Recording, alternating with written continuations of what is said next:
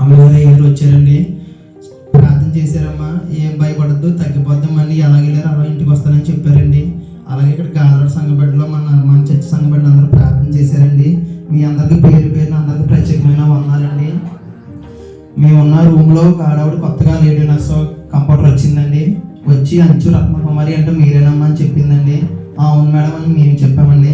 మీ Chittubabu pastor గారు phone చేసి చెప్పారమ్మా, మీరు ఏం భయపడద్దు, తగ్గిపోద్ది, మీకు ఏదైనా అవసరం అయితే నేను పక్క రూమ్లో ఉంటానమ్మా నన్ను క్యారిగని చెప్పారండి.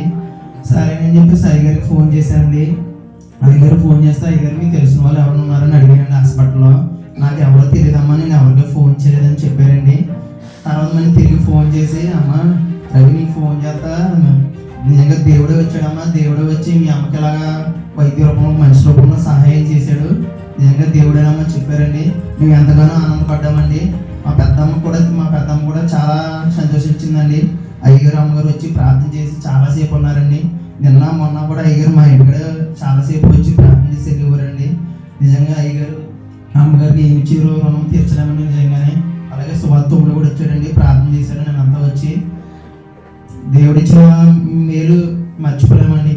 ఈ చిన్న సాక్షిని దేవుడు దీవించిన గాక.